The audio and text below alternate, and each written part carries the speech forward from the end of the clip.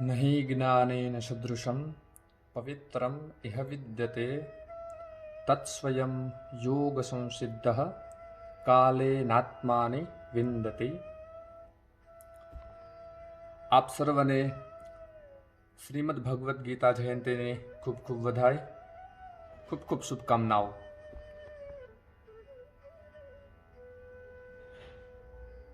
When we go to temple and when we visit and when we see Lord Krishna, obviously we see some things like a flute, feather, flower, Radha, Gopi, Gaumata.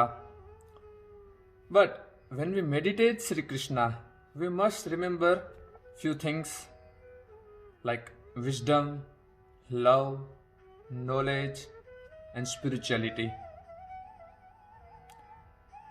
ભગવાન શ્રી કૃષ્ણ એક એવા ભગવાન છે કે જે યુદ્ધની અંદર પણ ગીતાનો જ્ઞાન ઉપદેશ આપણને આપી શકે છે. વિષાદગ્રસ્ત અર્જુનને મોક્ષ સુધી લઈ જવાની જે યાત્રા છે, ધેટ્સ કોલ્ડ શ્રીમદ ભગવદ્ ગીતા. આપણને બધાને ખબર છે કે એ અર્જુને પોતાના ફેમિલીને જ્યારે એ મહાભારતના વોરમાં જોયું અને જ્યારે એને પોતાના હથિયાર નીચે મૂકી દીધા અને યુદ્ધ કરવા માટે જ્યારે તત્પર નહોતા, ત્યારે શ્રી કૃષ્ણએ શ્રીમદ ભગવદ્ ગીતાનો ઉપદેશ આપી અને અર્જુનને ધર્મ અને કર્મ સમજાવ્યું છે. તો ભગવદ્ ગીતાની અંદર જ્ઞાન, ભક્તિ અને કર્મ આ ત્રણ તો મુખ્ય વિષય છે જ. Shrimad Bhagavad Gita is a universal thoughts. Shrimad Bhagavad Gita is a spiritual manual for human beings. Is a divine song of Krishna, is a divine song of God. આજે I would like to share some beautiful slok about જ્ઞાન યોગ. ભગવદ્ ગીતાની અંદર 2 અધ્યાયમાં જ્ઞાનનું વિશેષ વર્ણન કરવામાં આવેલું છે. ચેપ્ટર 4 ઇટ્સ કોલ્ડ જ્ઞાન કર્મ સંન્યાસ યોગ એન્ડ ચેપ્ટર 7 ઇઝ કોલ્ડ જ્ઞાન વિજ્ઞાન યોગ. This is the miracle about Bhagavad Gita. જ્ઞાન છે તો જ્ઞાનને પણ કર્મ અને સંન્યાસની સાથે આપણે જોડેલું છે, અને જ્ઞાન છે તો જ્ઞાનને વિજ્ઞાન સાથે જોડાયેલું છે. જેવી રીતે આપણું સનાતન ધર્મ કહે છે કે there is no difference between religion and science. બંને એક જ છે. ધર્મને હંમેશા વિજ્ઞાનનો સહારો લેવો પડશે અને વિજ્ઞાનને હંમેશા ધર્મનો સહારો લેવો પડશે. અને જ્યારે ધર્મ અને વિજ્ઞાનનો સમન્વય કરી અને જ્યારે આપણે જીવન જીવીએ છીએ, ઘણા લોકો એમ કહે છે કે oh there is nothing like God, there is nothing like religion, we don't believe in this or that. That's fine, but do you believe in yourself? Do you have a trust? Do you believe in love? That's mean there is God. That's mean you are that supreme truth. You are that supreme eternal. તો ભગવદ્ ગીતાના 4થા અધ્યાયની અંદર ઘણા બધા શ્લોકો જ્ઞાન યોગને લઈ અને પ્રસ્તુત કરવામાં આવ્યા છે. શ્રેયાન દ્રવ્યમયાદ યજ્ઞાત જ્ઞાન યજ્ઞ પરંતપ સર્વકર્માખિલમ પાર્થ જ્ઞાને પરિસમાપ્યતે. Like knowledge is related to action and renunciation. જ્ઞાનને કર્મ અને સંન્યાસ બંનેની સાથે જોડાયેલા છે. જેવી રીતે માનસની અંદર પણ કીધેલું છે કે સર્વ કર્મનું ફળ છે એ જ્ઞાન છે, અને જ્ઞાનનું ઉચ્ચતમ ફળ એ ભક્તિ અને કર્મ છે. જે 3 મુખ્ય વિષયો ભગવદ્ ગીતાની અંદર પણ વિશેષ રૂપે દર્શાવવામાં આવ્યા છે. તો દરેક પ્રકારના યજ્ઞોની અંદર where there is actions and materials, it's દ્રવ્યમય યજ્ઞ. પણ જ્ઞાન યજ્ઞ શું છે? અત્યારે આપણે આજના સમયમાં પણ એટલા માટે ક્યાં પણ ભાગવતની ચર્ચા થતી હોય, ભાગવત કથા થતી હોય, તો આપણે તરત ત્યાં કહીએ છીએ શ્રીમદ ભાગવત જ્ઞાન યજ્ઞ. તો એ જ વાત ભગવદ્ ગીતાની અંદર પણ કહેવામાં આવી કે જ્ઞાન યજ્ઞ છે એ સર્વ દ્રવ્યમય યજ્ઞની અંદર પણ સૌથી શ્રેષ્ઠ છે. કારણ કે અંતે જ્ઞાનની અંદર સર્વ બળીને ભસ્મ થવાનું છે. સર્વકર્માખિલમ પાર્થ જ્ઞાને પરિસમાપ્યતે. સર્વકર્મનો અંત ક્યાં થાય છે? જ્ઞાનની અંદર.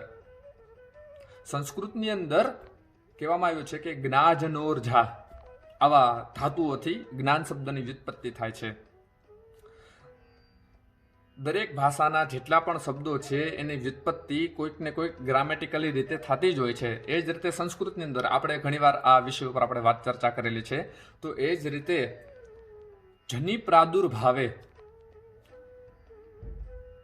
પૂજ્ય બ્રહ્મલીન અખંડાનંદ સરસ્વતીજી મહારાજને યાદ કરી અને કહેવાનું મન થાય કે એમને ખૂબ સરસ મજાની વાત સાધક સંજીવનીની અંદર બતાવેલી કે अपने अज्ञान का स्वीकार करना यह सबसे बड़ा मनुष्य का ज्ञान है. अज्ञान वो नहीं है जहां पर ज्ञान की कमी है, परंतु अज्ञान वो है जहां पर अज्ञान को ही संपूर्ण मान लिया गया है. તો આ વાત જ્ઞાનને લઈને ભગવદ્ ગીતાની અંદર કહેવામાં આવેલી છે. તદ્વિદ્ધિ પ્રણિપાતેન પરિપ્રશ્નેન સેવયા ઉપદેક્ષ્યંતિ તે જ્ઞાનમ જ્ઞાનિનસ તત્વદર્શિનઃ. હવે આજના સમયમાં આપણને એવો વિચાર આવે કે જ્ઞાન પ્રાપ્તિ કરવી છે, પણ એ જ્ઞાન પ્રાપ્તિ કેવી રીતે થશે, ક્યાંથી થશે અને શું કામ કરવી જોઈએ, જ્ઞાનની શું જરૂર છે? There is a kind of data, information, education, knowledge and wisdom. ये कुछ जो हमारी बुद्धि के स्तर बताए गए हैं हमारे शास्त्रों में, हमारी मति के जो कुछ स्तर बताए गए हैं, बहुत सारे लोग होंगे उसके दिमाग में बहुत सारी इंफॉर्मेशन भरी होगी. their mind is full of information and data, but not wisdom. ज्ञान योग माने true and pure spiritual knowledge. That's called wisdom. हम संसार में रहकर सांसारिक ज्ञान तो हम बहुत इकट्ठा कर लेते हैं, लेकिन जो भगवत विषयक है, जो परम तत्व विषय ज्ञान है, वो थोड़ा कभी हमसे छूट जाता है. तो वही जो ज्ञान और विज्ञान योग की बात भी गीता में बताई गई है. तो तद्विद्धि प्रणिपातेन, सबसे पहले we must have to be very humble.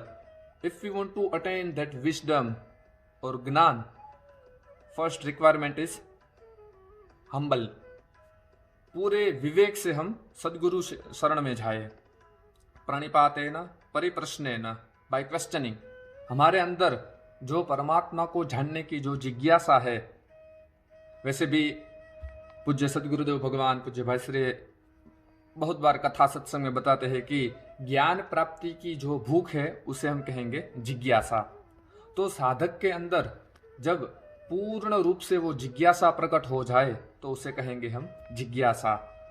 परिप्रश्नेन, तीसरी बात आई हुई सेवया. हम अपने आप को सदगुरु के, भगवान के शरण में समग्रतया जब समर्पित करेंगे, उनकी सेवा में लगेंगे, तो वो होगी सेवया. उपदेक्ष्यन्ति ते ज्ञानम ज्ञानिनस तत्वदर्शिनः. जो तत्वदर्शी महापुरुष है, उन्होंने अपने उपदेश से लोगों को ज्ञान का महत्व समझाया गया है. उपदेक्ष्यन्ति, उनका उपदेश, महापुरुषों का उपदेश, संतों महापुरुषों की जो वाणी है वही उनका उपदेश है, उनका जो आचरण है वही उनका उपदेश है.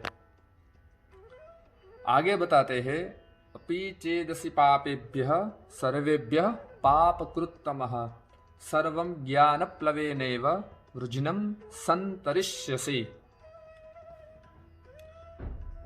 दुनिया में सबसे बड़ा पापी क्यों न हो, लेकिन वो भी इस ज्ञान को प्राप्त कर सकता है. आप देखिए महाभारत के युद्ध में दुर्योधन, दुशासन, शकुनी जैसे दुर्बुद्धि ही थे, लेकिन उनको ज्ञान नहीं मिला। लेकिन फिर भी भगवत गीता में जो सेवा के भाव से, जो जिज्ञासा के भाव से परमात्मा की शरण में जाते हैं, महापुरुषों की शरण में जाते हैं, भगवान उन्हें अवश्य यह परम ज्ञान प्रदान करते हैं, यह तत्व ज्ञान उनके सामने खोलते हैं। जैसे अर्जुन जी आए तो भगवान ने कहा भक्तोसी में सखा चेती, वहां पर भक्त का भाव था, सखा का भाव था, इसीलिए भगवान ने वहां पर यह उपदेश बताया गया।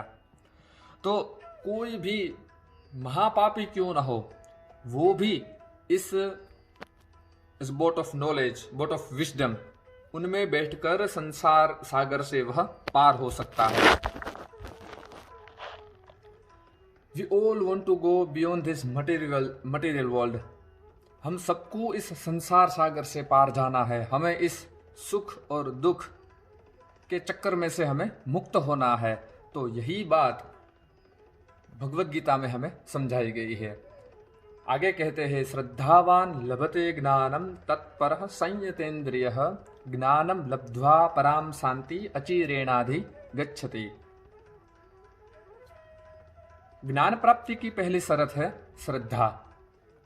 जब हमारे अंदर वह सत्य को जानने की जिज्ञासा हो, सत्य को धारण करने की, सत्य को पकड़ के रखने की जो एक प्यास है, उसी प्यास के द्वारा हम ज्ञान को प्राप्त कर सकते हैं। ज्ञानम तत्परः संयतेन्द्रियः ज्ञानम लब्ध्वा पराम शांति।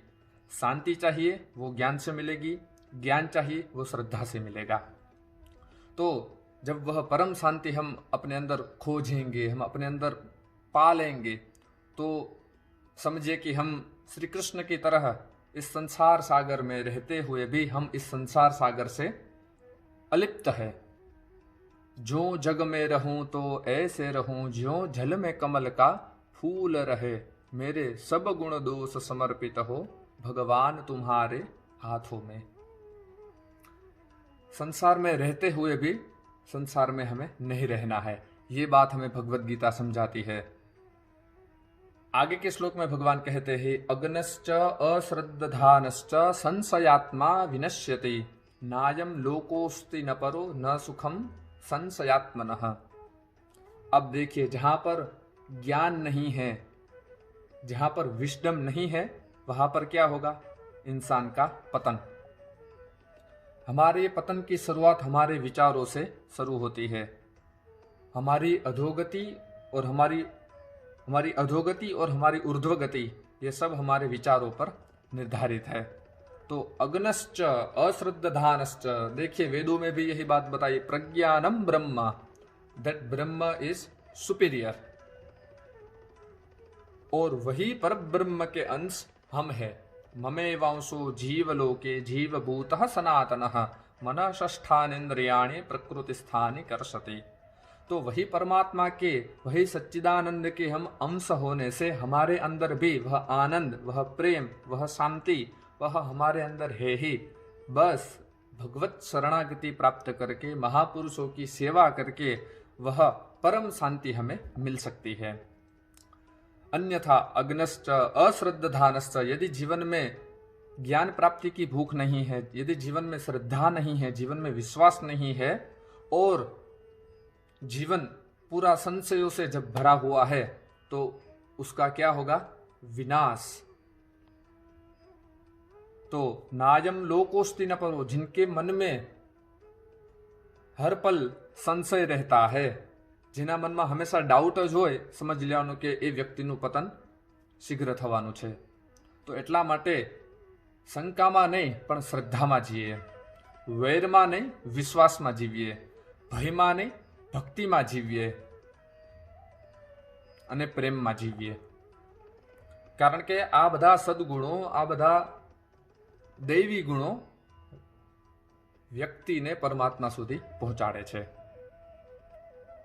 તો ભગવદ્ ગીતાના આ સૂત્રો, ભગવદ્ ગીતાના આ શ્લોકો આપણને ખૂબ જ જીવન જીવવામાં માર્ગદર્શન આપે છે।